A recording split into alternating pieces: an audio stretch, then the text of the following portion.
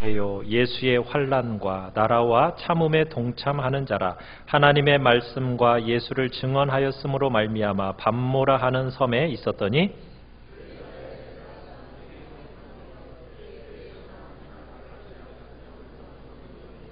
이르되 내가 보는 것을 두루마리에 써서 에베소, 서머나, 버가모, 두아디라, 사데, 빌라델비아, 라오디게아 등 7 교회에 보내라 하시기로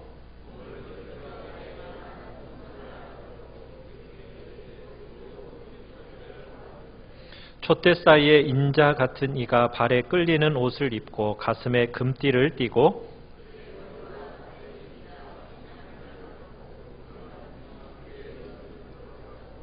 그의 발은 풀무불에 단련한 빛난 주석 같고 그의 음성은 많은 물소리와 같으며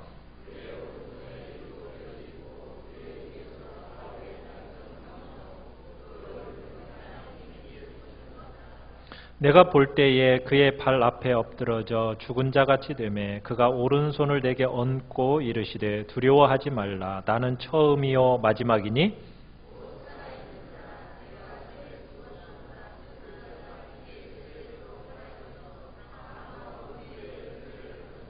그러므로 내가 본 것과 지금 있는 일과 장차 될 일을 기록하라.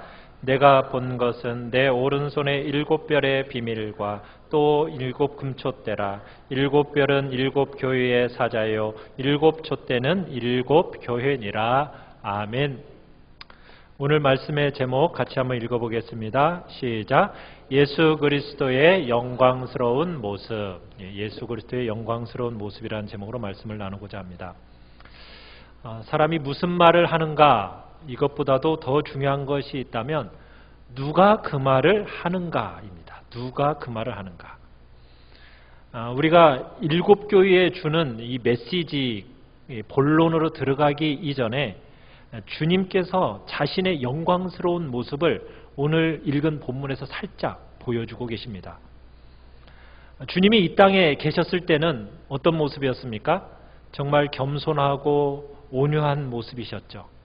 인간의 육체를 입고 계셨던 모습, 그런 모습만 생각하고 있던 사람들에게 오늘 본문에서 보여주고 있는 이 예수님의 모습은 그 모습과는 또 다른 모습을 알게 해줍니다. 이 세상의 그 어떤 제국의 황제의 영광도 감히 따라올 수 없는 그 우주 지배자시요 그 예수 그리스도의 그 영광스러운 모습을 성도들로 하여금 보고 알기를 원하셨던 겁니다. 우리는 주변 환경을 보기 전에 우리 주님을 먼저 바라봐야 됩니다. 어떤 사람의 소리를 듣기 이전에 먼저 주님의 음성을 들어야 하는 거죠. 오늘 9절을 이제 보면서 우리가 하나씩 한번 알아가 보겠습니다. 9절에 보면은 나 요한은 너희 형제요 라는 말로 시작을 하고 있습니다. 너희의 형제다. 지금 7 교회가 어떤 상태 가운데 있다고 말씀드렸어요? 지금 핍박받는 상태 가운데 있다고 말씀드렸습니다. 핍박받는 교회의 성도들을 격려하면서 지금 요한 자신도 같은 고난을 받고 있는 동지임을 상기시켜주기 위해서 뭐라고 얘기하고 있습니까? 나 요한은 너희의 뭐다? 형제다 라고 얘기를 하고 있습니다. 그러면서 계속해서 이어지는 게 뭐냐면 예수의 환난과 자, 이 예수의 환난, 이 표현을 통해서, 이 구절을 통해서 너희들이 지금 겪고 있는 핍박과 어려움이라는 것은 주님이 지신 십자가를 너희도 함께 지는 것이다 라고 표현을 하고 있는 겁니다. 사도 바울은 이 표현을 이렇게 얘기하고 있죠. 예수 그리스도의 남은 고난을 내 육체에 채우노라. 동일한 말씀이에요. 하나님이 무엇보다도 이 핍박과 어려움 가운데 있는 너희들을 귀하게 여기신다. 이런 표현을 하고 있으면서 너희들이 지금 당하고 있는 환난은 누구의 환난이다? 예수 그리스도의 환난. 그분의 십자가를 너희들이 함께 그 육체 가운데서 채우고 있는 것임을 보여주고 있는 겁니다. 그러면서 예수의 환난과 그 다음에 뭐라고 합니까? 나라는 나라. 이 나라는 어떤 나라일까요? 주님이 이 땅에 오셔서 지상에 세우실 영원한 하나님의 나라, 그 나라를 지칭하고 있는 겁니다. 그러면서 참음에 동참했다 이렇게 표현을 하고 있어요. 참음. 이 참음이라는 것은 소나 나귀가 무거운 짐을 견딜 때, 그 견딜 때의 그 참음, 극한 고통을 견디는 것을 나타내는 참음의 의미가 바로 이 참음이라는 속에 들어있습니다. 그러니까 요한이 지금 당시 지금 성도들이 겪는 그 핍박이 얼마나 힘든 것인지를 알고 있었어요. 그러나 하나님은 성도들에게 그 극한 역경을 견딜 수 있는 능력을 주시는 겁니다. 자, 그런데 이 참음에 뭐 하는 자다? 동참하는 자다. 동참한다. 동참한다라는 얘기는 서로 깊은 교제를 나누고 있다 이런 뜻입니다. 서로 깊은 교제. 여러분 성도 간의 교제 하면은 어떻게 생각하세요? 성도 간의 교제, 우리 많이 교제하잖아요. 성도의 교제 하면은 함께 음식을 나누고 함께 즐겁게 대화를 하면서 또 재미있게 노는 것, 이게 성도의 교제라고 우리가 생각할 수가 있어요. 그런데 진짜 차원 높은 성도 간의 사랑은 어떤 사랑일까요? 고난에 함께 동참함으로써 형성되는 그 사랑이 진짜 차원 높은 성도의 사랑이다. 여기서 참음에 동참한다. 이건 마치 뭐와 같은 거냐면 총알이 빗발치는 그런 전쟁터에서 함께 살아남은 전우, 그 전우, 함께 고통당하면서 자연스럽게 형성되는 동지애. 군대에서도 끈끈한 정은 어디에서 나타나냐면 신교대에서 함께 훈련받던 그 동지애가 끈끈합니다. 이게 성도 간의 사랑이라는 것도 어떻게 보면은 진짜 고통, 고난에 함께 동참할 때 나타나는 그 사랑, 교제, 그것이 정말 교회로 하여금 더 똘똘 뭉치게 해준다라는 것을 여기서 보여주고 있는 겁니다. 자, 그러면서 이제 사도 바울이 지금 어디에 유배를 당했습니까? 어디에? 그죠? 밤모라는 섬에 유배를 당했어요. 이 밤모라는 섬은 지금도 에베소라는 지역에서 3시간 정도 배를 타고 들어가야 되는 곳이 이 밤모라는 섬입니다. 이 당시에 로마의 죄수들을 귀양 보냈던 유배지가 이 밤모섬입니다. 이 섬에는 탄광이 있었어요. 탄광. 요전날 우리나라 영화 하나 개봉을 했었잖아요. 그죠? 군함도라고. 그 속에서 막 어마어마한 참 고통의 시간들을 보내지 않습니까? 그와 마찬가지로 이 로마 지역에 있어서도 탄광에서 이 유배 온 죄수들이 중노동을 했던 거예요. 요한도 이 탄광에 유배를 당한 겁니다. 18개월 동안 유배 생활을 하게 돼요. 자, 그런데 이곳에 지금 유배 오게 된 이유가 뭡니까? 계기가 뭐예요? 9절에 뭐라고 써 있어요? 하나님의 말씀과 예수를 증언하였으므로 말미암아. 여러분, 증인의 삶이라는 것이 이토록 혹독한 대가를 치른다는 거예요. 증인의 삶이라는 것이. 여러분, 우리는 예수 믿고 뭘 기대하세요? 우리는 잘 되는 성공을 기대하지 않습니까? 예수 믿으면은 복 받는다, 잘 된다. 이게 이제 우리들의 마음속에 가지는 거잖아요. 그런데 지금 사도 요한은 뭘 얘기하고 있어요? 예수님을 증언하다가, 하나님의 말씀과 예수를 증언하다가 어떻게 되었다라는 거예요? 밤모라는 섬에 유배가 되었다라는 거예요. 여러분, 이 당시 초대교회 성도들, 그리스도인들의 삶의 자세는 오늘날 우리의 삶의 자세와는 다릅니다. 이들은 예수 그리스도를 증언하는 것은 결국 뭐로 간다는 것을 안 사람들이에요? 증인은 순교자입니다. 마르티스라고. 증인은 순교자라는 의미로 그들은 받아들였어요. 그러니까 이 당시에 예수님을 증언한다는 것은 나는 감옥에 가도 좋고 유배를 당해도 좋고 귀양 가도 좋고 나는 죽어도 좋다라는 그런 심정을 가지고 지금 증인의 삶을 살아가는 겁니다. 요한도 마찬가지예요. 지금 마지막 살아남은 사도입니다. 마지막 사도예요. 나이가 90도 넘었어요. 그러면은 이제는 좀 편안하게 쉼을 누리면서 정말 하나님 안에서 좀 안식하는 가운데 살 것을 기대할 수도 있잖아요. 그런데 그의 인생의 지금 마지막이 뭐 어떻게 되고 있습니까? 밤물하는 섬에 가서 중노동을 하면서 유배 생활을 하고 있는 거예요. 이 땅에서 끝까지 환난을 겪는 것이 예수 그리스도의 증인의 삶이라는 것을 보여주고 있는 겁니다. 자, 이 삭막한 유배지. 그런데 이 유배지가 어떻게 보면 마지막 시대 하늘과 땅의 영적인 운명을 보여주는 계시를 받는 곳이 될 줄 누가 알았겠습니까? 사랑하는 성도 여러분, 인생이 절박한 상황에 몰릴 때요, 여러분 그 절박한 그 상황 속에 하나님이 그곳에 계시다는 거 믿으십니까? 여러분 그곳에 하나님이 계십니다.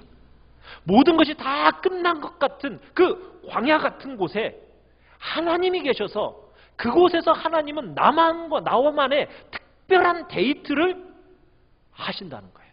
그 장소를 특별한 데이트 장소로 삼으신다는 거예요. 여러분 지금 사방이 꽉 막혀 있는 광야처럼 여러분 여겨지십니까? 그곳이 그때가 바로 어떤 때라고요? 오히려 지금 하나님과 특별한 관계를 맺고 하나님께로부터 특별한 음성을 들을 때임을 믿으시길 바랍니다. 그때 사도 요한에게 주어진 음성, 그 계시, 요한만 살린 게 아니었어요. 요한만 살린 게 아니라 절망감으로 죽어가고 있는 초대교회 모든 성도들에게 소망을 불어넣어주는 그런 축복이 되었습니다. 어떻게 보면 쓸쓸히 늙어 죽어간다고 생각했던 이 요한, 이 계시를 받으면서 정말 새로운 사명감, 희망, 이것으로 이 요한이 다시 살아나게 된 거예요. 어떻게 보면 요한은 로마에 의해서 짓밟히면서 완전히 끝난 것으로 생각되었습니다. 초대교회 성도들도 그랬을 거예요. 아, 이제 요한도 끝났다.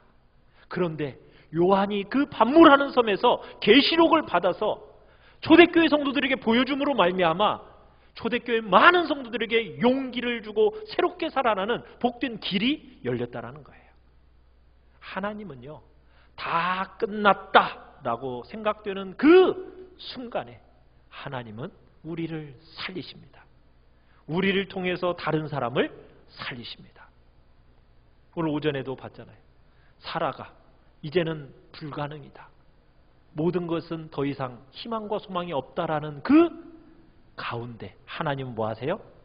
역사하시는 거예요. 하나님은 어떤 분이시기에? 전능하신 분이고 신실하신 분이기에. 자, 10절에 보면은 주의 날에 이 요한이 어떻게 되었다고요? 성령의 감동이 되었습니다. 성령 안에 있었습니다. 성령 충만한 가운데 있었습니다. 요한이 성령 충만한 가운데 계시를 받게 되었어요. 그 계시가 바로 뭐예요? 요한계시록입니다. 항상 하나님의 특별한 음성을 우리는 듣기 원하죠. 자, 그러려면은 우리의 마음의 상태가 어떻게 되어야 될까요? 성령의 충만한 상태가 되어야 돼요. 여러분 내면의 세계는요, 정직합니다. 여러분 안에 무엇은 생각을 집어넣느냐가 중요해요. 여러분 쓰레기 같은 생각을 자꾸 우리의 마음속에 쌓아놓으면 뭐가 나오겠어요? 쓰레기 같은 행동이 나오는 거예요. 쓰레기 같은 말이 나오는 거예요. 우리 안에 자꾸 무엇을 집어넣어야겠습니까? 말씀으로 충만하고 기도로 충만하고 감사로 충만하고 성령으로 충만할 때 우리의 말과 행동이 우리의 입술을 통해서 정말 그 충만함이 드러나게 되는 거예요. 자, 그러면서 이 사도 요한의 뒤에서 무슨 음성이 들렸습니까? 나팔 소리 같은 큰 음성이 들렸습니다. 여러분 구약에서 나팔 소리는 여러 가지 의미가 있습니다. 전투의 시작, 또 전투에서의 승리, 이때 나팔을 불었어요. 또 한 해의 시작을 알릴 때 나팔을 불고요. 또 파수꾼이 경고할 때 혹은 중요한 일이 있을 때 백성들을 한 곳으로 불러 모을 때 그때 나팔이 불렸습니다. 그런데 성경에서 이 나팔 불 때 가장 중요한 의미 중에 하나가 뭐냐면 하나님의 임재를 상징할 때 하나님 앞에서 나팔이 불려졌습니다. 무슨 얘기냐? 하나님이 임재하셨다. 그러니까 다들 깨어나라. 일어나서 왕의 왕을 맞아라. 그런 소리로 무슨 소리가 들렸다고요? 나팔 소리가 들린 거예요. 여러분 고난 가운데 있을 때 가장 힘든 것은 어떤 때냐면요, 고난이 힘든 것보다도요, 하나님이 침묵하실 때가 정말 힘듭니다. 하나님이 나를 사랑하신다. 내가 너와 함께 있다. 내가 너를 도울 거다. 여러분, 이런 음성을 들릴 때는요, 그 고난과 환난을 넉넉히 이길 수가 있어요. 그런데 아무것도 들리지 않아요. 여러분, 그때 정말 고난 속에서 힘들 때는 그때예요. 하나님이 침묵하실 때, 하나님이 멀리 계신 것 같고 나의 일에 상관하지 않는 것처럼 느껴지는 그 순간이 정말 우리에게서 가장 힘들고 고통스러운 때입니다. 자, 그런데 오늘 그 순간에 어떤 음성이 들려지고 있다고요? 나팔 소리 같은 큰 음성이 지금 요한에게 들려지면서, 여러분, 이 소리가 감동과 감격으로 요한에게 다가온 거예요. 아, 내가 버려진 게 아니었구나. 하나님이 나에게 찾아오시면서 임재하시면서 왕의 왕을 맞으라고 지금 나에게 오고 계시는구나 하면서 나팔 같은 큰 소리가 음성으로 지금 요한에게 들려지는 겁니다. 자, 그러면서 한 분을 보게 돼요. 자, 13절에 보시니까, 자, 한 분이 어디 사이를 돌아다니고 있어요? 촛대 사이를. 그분이 누구예요? 인자 같은 이. 자, 여러분, 인자 같은 이가 누구일까요? 그렇죠. 부활하셔서 높임을 받으신 예수 그리스도를 의미하는 겁니다. 그러면서 요한은 조목조목 자세하게 자신이 본 예수 그리스도의 모습을 기록을 하는데, 이 예수 그리스도에 대한 환상이 자, 어디서로부터 시작되는가? 자, 우리 13절을 다시 한번 읽어봅시다. 13절 시작. 촛대 사이에 인자 같은 이가 발에 끌리는 옷을 입고 가슴에 금띠를 띠고. 자, 우리는 이 모습을 통해서 그분이 하시는 일을 보게 돼요. 왜냐하면 의복은 역할을 보여주는 거거든요. 자, 예수님이 입은 옷은 어떤 옷일까요? 발에 끌리는 옷이다. 어떤 옷을 생각나게 하는 걸까요?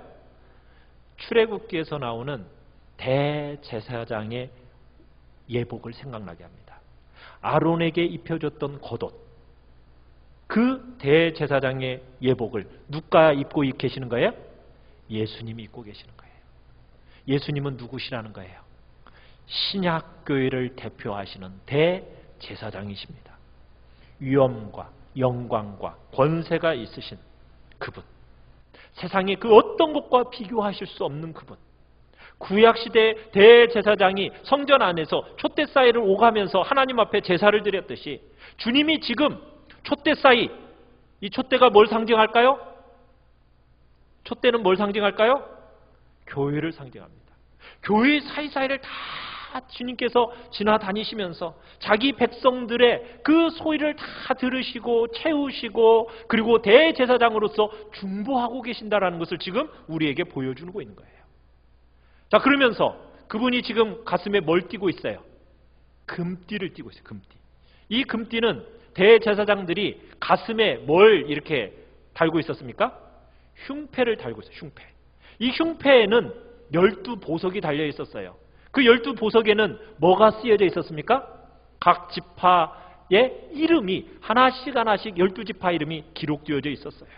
마찬가지예요. 예수님의 가슴에서 자기의 백성과 자기 교회의 이름을 가슴에 새기고, 하나님은, 예수님은 기억하시고 그들을 품고 기도하셨다라는 거예요. 끌리는 옷은 또한 어떤 옷이냐면 왕의 옷입니다. 왕의 옷. 주님은 어떤 분이신가?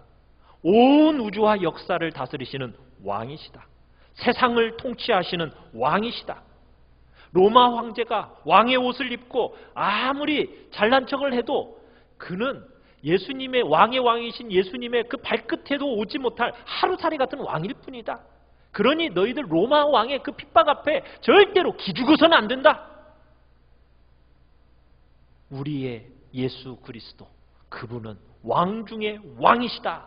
절대로 어떤 상황 속에서도 기죽지 말아라 하면서 지금 그 의복을 입은 분이 누구인지를 보여주고 있는 겁니다. 자, 옷을 관찰한 다음에 그 다음에는 무엇을 볼까요? 우리 14절을 같이 읽겠습니다. 시작. 그의 머리와 털의 희기가 흰 양털 같고 눈 같으며 그의 눈은 불꽃 같고. 자, 여기 머리와 털의 희기가 어떻다고요? 흰 양털. 여러분, 흰 머리 뭘 암시하는 것 같습니까? 흰 머리, 옛날에 흰 머리라고 하면 백발이라고 하면 연륜, 그죠? 연륜과 함께 연륜이 있는 사람들이 뭐가 있어요? 지혜가 있잖아요. 그러니까 연륜과 지혜를 암시하는 겁니다. 깊은 존경의 대상이라는 거예요. 여기서 결국 무엇을 의미하는 거예요? 예수님은 태초부터 항상 계셨던 영원하신 분이다라는 것을 얘기하고 있는 거예요. 그만큼 영원하신 하나님은 경험도 많으실 뿐만 아니라 지혜가 충만하신 분이다. 그러면서 눈 같다. 주님의 순결하심을 얘기합니다. 주님은 순결하세요. 순결하신 주님은 우리에게 또 동일하게 뭘 요구하실까요? 거룩과 순결을 요구하십니다. 왜냐하면 교회가 영적 정쟁에서 승리할 수 있는 저력이 어디에 있기 때문에요?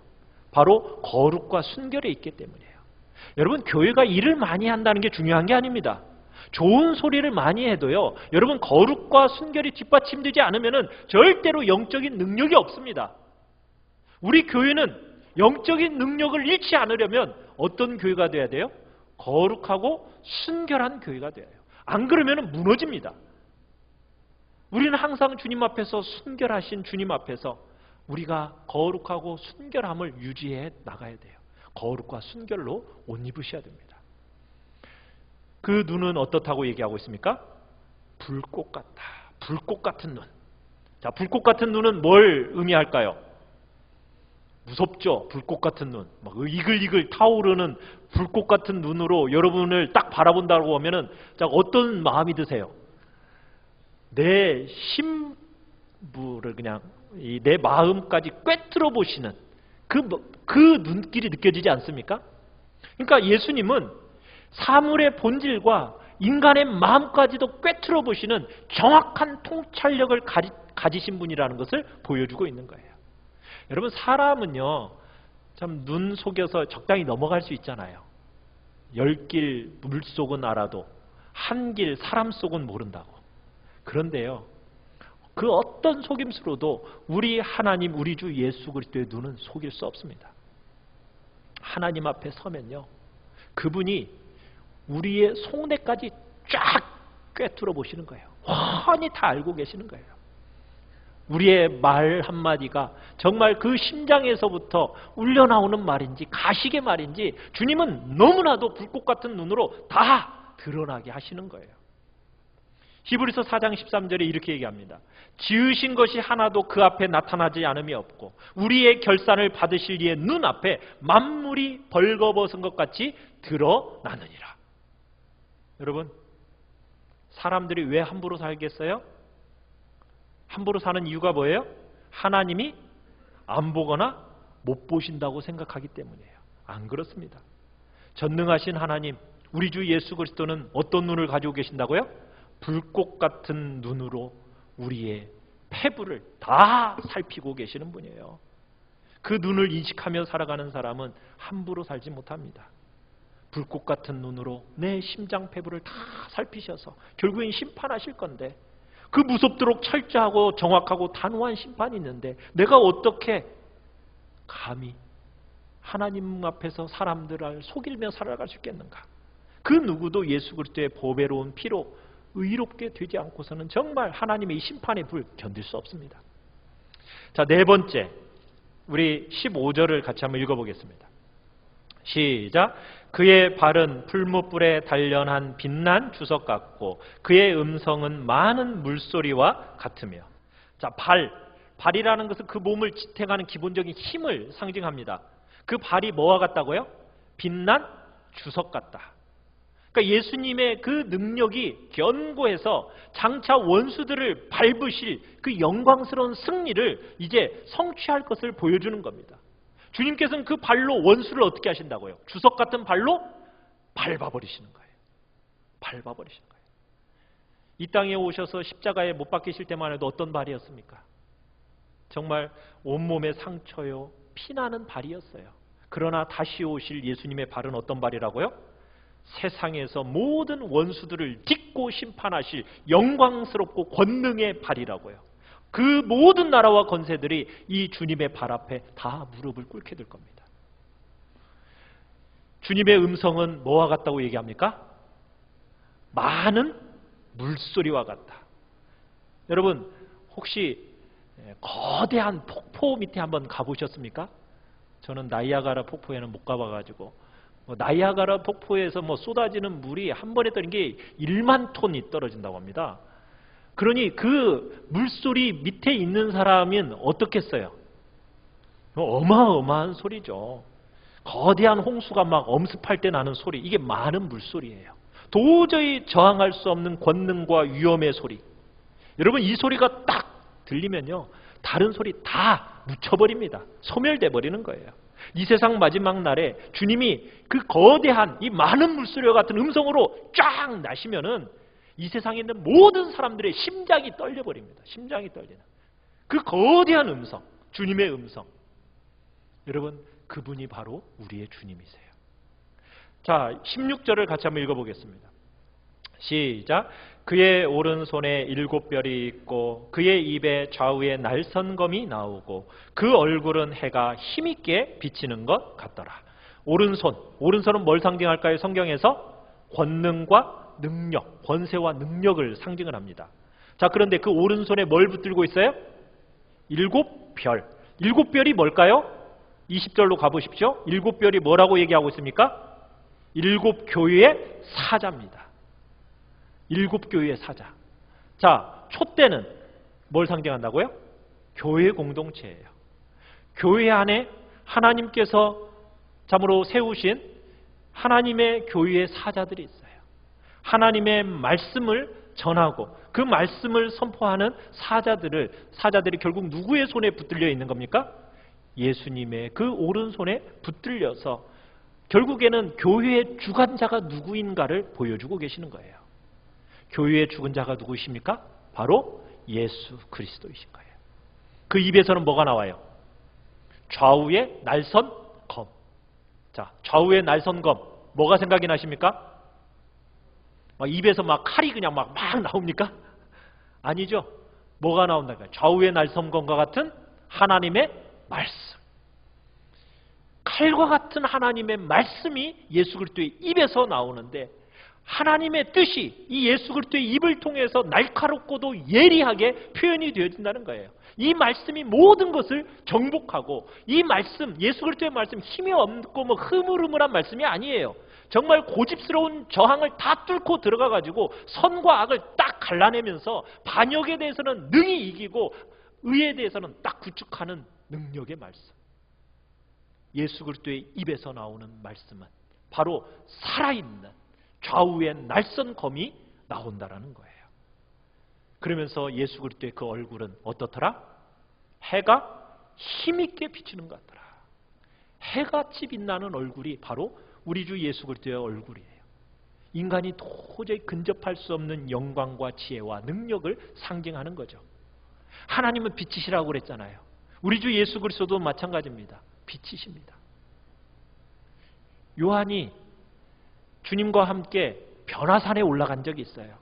그 변화산에 올라갔을 때 예수님의 모습이 어떻게 변했죠? 정말 이 세상에 어떤 것으로도 표현할 수 없는 하얀, 그러면서 밝게 빛나는 모습이었듯이 아마 그 모습이 대자비처럼 딱 이 요한에게 비춰졌을 거예요. 그런데요, 마지막 날에요, 온전히 이제 새롭게 회복되는 그 날에 우리도 어떻게 된다고 얘기하고 있습니까? 주님을 따르는 모든 자가 예수님처럼 밝게 빛날 거라고 성경은 우리에게 얘기하고 있어요. 자, 요한이 이 인자 같은 예수님을 다 봤어요. 그랬더니 17절 같이 읽어보세요. 17절 시작. 내가 볼 때에 그의 발 앞에 엎드러져 죽은 자같이 되매 그가 오른손을 내게 얹고 이르시되 두려워하지 말라. 나는 처음이요 마지막이니. 자, 인자 같은 일을 딱 요한이 보고 어떻게 되었다고요? 그 발 앞에 엎드러져 죽은 자처럼 되었다는 거예요. 여러분, 인간이 하나님의 영광 앞에 딱 서면요, 누구나 다 죽을 것처럼 다 엎드러지게 되어 있습니다. 요한은 보혈로 거듭난 사람이에요. 예수님의 귀 쓰신 12제자 중에 한 사람입니다. 최후의 만찬 때 예수님의 품 안에 안겨 있었던 사람이 바로 이 요한이에요. 그런데 60년이 지나 이제 요한계시록을 기록할 때 영광의 주님을 딱 보고서는 감히 그 얼굴을 보지도 못하고 기진하듯이 땅에 엎드려져 버렸습니다. 왜 그랬을까요? 너무 오랜만에 봐서 그랬을까요? 아니죠. 인간의 몸을 입고 육신을 입고 오신 예수 그리스도에 익숙했던 요한에게 있어서는 이 영광스러운 주님을 보는 순간 너무 변해버린 예수님을 감히 쳐다볼 수도 없고 납작 엎드려줄 수밖에 없는 존재라는 것을 보여주는 거예요. 주님은 우리를 기죽이려고 오셨을까요? 아니죠. 마귀 군대에게는 무서운 위험으로 보이시지만 하나님의 자녀에게 말할 수 없이 인자하신 분이고 정말 따뜻하신 분이 우리 주 예수 그리스도예요. 우리를 격려하고 위로하러 오신 거예요. 그러니까 어떻게 하고 있어요? 납작 엎드려 죽음같이 되어 있는 요한에게 찾아가셔서 어떻게 하세요? 오른손을 얹고 다 어떻게 보면 쓰다듬으면서 뭐 하시는 거예요? 두려워하지 마라. 이렇게 정말 오른손을 얹고 이렇게 말씀을 하시는 거예요. 자, 근데요, 여러분 이 본문이요, 이 구절이 신천지에서 이걸 가지고 어떻게 해석하는지 아세요? 예수님이 오른손을 요한에게 얹었다고 얘기하잖아요. 그래가지고는 뭐라고 얘기했냐면 성령의 기름으로 직접 택한 목자로 이 요한을 삼으셨다. 이렇게 이제 해석을 합니다. 신천지에서는. 그때부터 이제 요한이 뭐 하게 됐다고? 예수님의 대언자, 대행자가 되었다. 그러면서 이런 패턴을 오늘날에도 동일하게 적용을 시켜요. 요한과 같은 입장에서 대언의 사자, 그 대언의 사자가 현존한다 하면서 주장을 합니다.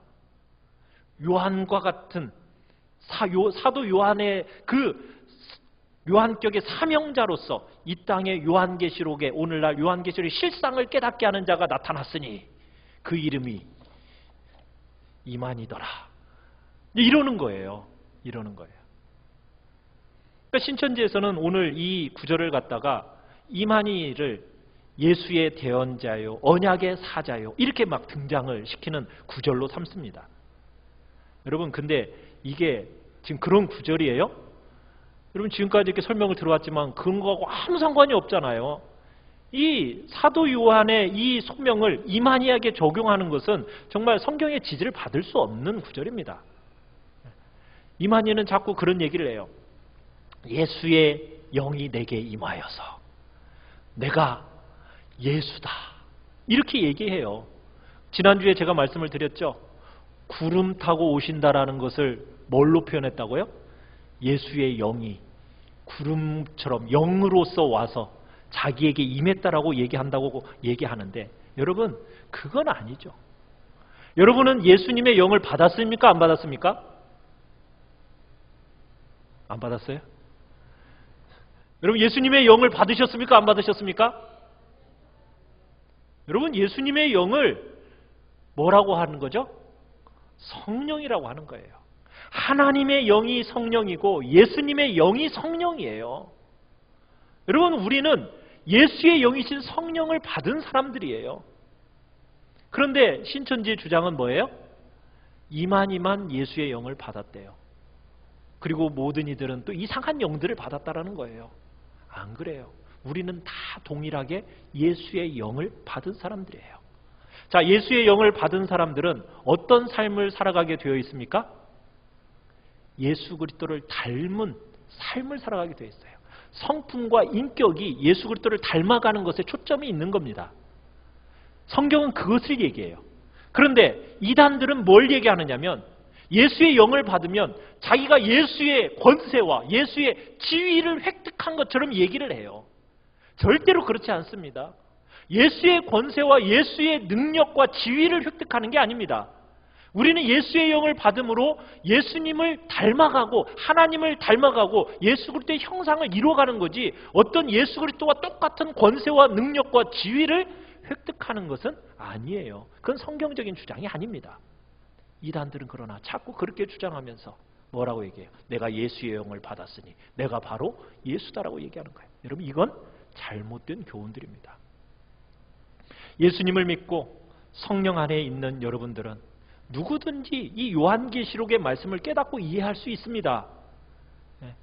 예수의 영을 받았다는 이만희만 그 요한계시록의 실상을 깨닫고 가르쳐 줄 수 있는 게 아니에요. 여러분들이 정말 내주하시는 성령님의 힘을 입어서 성령의 도우심을 입어서 정말 성경에 대해서 좀 더 정확하게 공부하는 태도만 가지면은 여러분 진리의 말씀 이 요한계시로 깨달을 수 있는 거예요. 그냥 엉뚱한 해석을 정당화시키는 어떤 특정한 경험이나 지위를 가졌다고 하는 그런 사람들의 말을 무조건 수용하는 그런 태도를 가져서는 절대로 안 되고, 이제는 내 안에 계신 성령으로 말미암아 이 진리의 말씀을 조명하여달라고 하면서 여러분들이 더 정확하게 공부하는 태도로 여러분이 나아간다면 깨닫게 되는 일이 여러분 동일하게 나타나는 거예요. 여러분 그거 기억하셔야 됩니다. 자, 그러면서 나는 뭐라고 얘기했어요? 나는 처음이요 나는 마지막이니. 여러분 이 말은 우리가 지난주에 봤던 8절에 무슨 말씀과 똑같아요? 나는 알파와 오메가다. 동일한 말씀입니다. 자, 그러면서 전에 죽었었노라 볼지어다 이제 세세토록 살아있어. 자, 전에 죽었어요. 언제 죽으셨어요? 그렇죠. 주님이 십자가에 달려 돌아가셨어요. 이 사실을 가리키는 거예요. 온 인류를 위해서 대속의 죽임을 당하셨던 주님이 사망 권세를 이기시고 사흘 만에 부활하셨습니다. 부활하셔서 예수님이 다시 죽어요, 안 죽어요? 다시 죽는 법이 없어요. 영원히 살아계십니다. 인간 역사의 과거, 현재, 미래를 다 아우르시는 영원하신 하나님, 그분이 누구라고요? 예수 그리스도이십니다. 그분이 열쇠를 가졌어요. 어떤 열쇠예요? 사망과 음부의 열쇠를 가지셨습니다. 자, 우리 18절 같이 한번 읽어보겠습니다. 시작. 곧 살아있는 자라 내가 전에 죽었었노라 볼지어다 이제 세세토록 살아있어 사망과 음부의 열쇠를 가졌나니. 여러분 열쇠라는 것은 절대적인 권세를 상징하는 거예요. 죽음을 이기고 부활하신 주님, 십자가로 구원하신 모든 자를 이제 예수님께서 어떻게 하신다고요? 사망 권세에서부터 해방시키시는 거예요. 사망의 권세는 누가 가지고 계셔요? 예수님이 가지고 계시면서 이제는 그 죽음의 권세 아래 있는 모든 자들을 살리시는 분이 바로 누구이시다? 예수님이심을 딱 얘기하시는 겁니다. 예수 그리스도를 믿기에 절대로 두려워하지 말라. 사망과 음부의 권세의 열쇠 누가 가지고 계시는가? 두려워하지 말고 나만 믿어라. 지금 주님이 말씀하시는 겁니다. 자, 그러면서 우리 20절을 같이 한번 읽겠습니다. 20절. 시작. 내가 본 것은 내 오른손에 7별의 비밀과 또 7 금촛대라. 7별은 7 교회의 사자요 7 촛대는 7 교인이라. 자, 촛대가 뭘 상징한다고요? 교회입니다. 자, 촛대 사이에 계셨던 분이 있죠? 누구예요? 13절에 인자 같으니. 그래요. 촛대 사이에 계셨던 분, 교회의 머리가 되시는 예수 그리스도입니다. 예수 그리스도께서 촛대 싸운 가운데 서 계신다. 주님은 교회에 항상 함께 하세요. 여러분 이 자리에 우리 주 예수 그리스도께서 임재해 계셨음을 믿으십니까? 여러분의 삶이 어떠한지 간에 주님이 도대체 어디 계시는 거야? 어디 계신다고요? 나와 함께 하신다. 여러분의 곁에 항상 함께 하시는 분이 우리 주 예수 그리스도세요. 그분이 우리의 삶에 여기 촛대 가운데로 돌아다니시면서 가만히 계시지 않아요. 이곳저곳 다 다니시면서 여러분들의 삶을 일일이 다 챙기시고 돌보시면서 바쁘게 지금 일하고 계세요. 여러분이 무슨 기도를 하는지 주님이 옆에서 다 듣고 계시면서 그것을 응답하시고 여러분의 부족한 것들을 채워주시고 여러분이 힘들어서 정말 낙심 가운데 있을 때 여러분들을 붙들어 세워주시는 그분이 바로 여러분 곁에 계신 우리 주 예수 그리스도이심을 믿으시길 바라요. 촛대의 역할이 뭐죠? 촛대는 뭐 하는 데 쓰이는 겁니까? 빛을 발하는 데 쓰이는 게 촛대잖아요. 예수 그리스도, 그분은 세상의 빛이십니다. 그 빛을 세상 앞에 드러내 보이는 것이 바로 교회의 사명이에요. 교회는 예수 그리스도로부터 받은 그 빛을 세상 가운데 비춰줘야 됩니다. 우리 스스로는 빛을 발할 수가 없어요. 빛이 누구이시기 때문에, 예수 그리스도가 빛이시기 때문에. 그래서 우리는 예수님 안에 있어야 됩니다. 그분 안에 있어야 돼요. 그분과 교제하면서 그분의 말씀에 순종하며 살아가면서 주님 안에 있을 때, 그럴 때 우리가 촛대로서 빛을 발하는 역할을 하는 거예요. 그 주님의 빛이 우리를 통해서 세상으로 흘러가야 됩니다. 그런데 이 촛대가 무슨 촛대래요? 금촛대래요. 그죠? 금촛대. 여러분 금촛대라는 의미 속에서 무엇이 나타나는 거예요? 하나님의 자녀는 정말 귀하고 아름다운 존재다라는 것을 보여주는 겁니다. 여러분, 교회가 아무리 보잘것없어 보여죠? 그러나 하나님께는요, 너무나도 귀하고 아름다운 존재가 교회입니다. 세상에 다른 거요, 정말 아무리 아름답고 화려한다 할지라도 그건 하나님의 눈에 안 들어와요. 하나님의 눈에는 뭐만 보인다고요? 교회. 그 교회가 하나님의 눈에 어떻게 보인다고요? 너무나도 귀하고 아름답고 사랑스러운 그런 복된 존재로 주님의 눈에 보이는 거예요. 여러분은 하나님 앞에서 그만큼 귀하고 아름다운 존재이십니다. 믿으십니까? 자존감을 회복하십시오. 하나님이 나를 얼마나 귀하고 가치 있게 그리고 정말 아름답게 여기시는가. 자, 그 오른손에 7별이 있었다고 그랬어요. 자, 7별이 20절에서 뭐라고 얘기하고 있습니까? 7 교회의 사자. 사자가 뭘 의미해요? 하나님의 말씀을 전하는 자예요. 하나님의 오실 길을, 주님의 오실 길을 예비하는 자예요. 말씀을 증언하고 말씀대로 살아가는 그리스도인이 바로 사자입니다. 그 사자가 누구의 손에 붙들려 있다고요? 예수님의 오른손에 붙들려 있어요. 능력의 손, 권위의 손, 그 오른손에 딱 붙들리고 계시니 여러분, 이 교회가 음부의 권세 앞에 무너지겠습니까? 안 무너지죠. 아무리 핍박하고 아무리 해도 절대로 넘어지고 건드릴 수 없는 것이 바로 교회다. 절대로 파괴시킬 수 없다. 누가 붙들고 있기 때문에? 주님의 오른손이 붙들고 있기 때문에. 지금이야 뭐 교회가 뭐 여기저기 의리 번쩍한 교회들이 참 많으니까 세상 건물과 비교해도 뒤처지지 않지만, 여러분 초대교회만 하더라도 그 당시의 교회는요, 건물이 없었습니다. 건물도 너무 미미하고 너무 연약했어요. 아주 초라하고 보잘것이 없었어요. 대부분이요, 가정교회 형태였습니다. 핍박당하다 보니까 박해를 피해가지고 무덤 속을 헤매면서 지하 무덤인 카타콤을 만들어서 그 속에서 거르지며 살았어요. 그게 초대교회의 모습이에요. 그런데 그 당시에 황제를 숭배하던 신당은 어땠겠습니까? 말할 수 없이 화려하죠. 제우스를 섬기고 또 아폴로를 섬기는 그 히랍의 신전들, 얼마나 정말 거대하고 웅장한 모습이었겠어요. 거기다가 황제가 딱 들어서면은 군대들이 딱 도열한 가운데 그 황제의 영광이 막 엄청나게 드러나니, 그때 박해받던 초대 교회 그리스도인들에게 있어서 정말 그에 비하면 교회의 모습은 얼마나 초라해요. 막 겁에 질릴 수밖에 없잖아요. 기가 질리잖아요. 그런데요, 초대교회 성도들은 절대로 결코 기가 질리지 않았습니다. 도리어 순교를 당하면서 오히려 핍박자들이 기독교인들을 보면서 기가 질려버렸어요. 어떻게 이 일이 가능했을까요? 바로 살아계신 주님을 보았기 때문이에요. 영광의 주님을 보았기 때문이에요. 여러분, 태양빛을 본 사람들은 절대로 인간이 만든 화려한 불빛, 그것에 기죽지 않아요. 사랑하는 성도 여러분, 예수 그리스도가 보이십니까?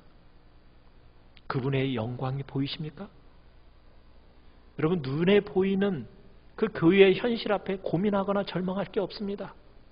7 교회의 지도자를 통해서 다스리시는 그 주님의 손길, 여러분 그 손길을 다 바라보십시오.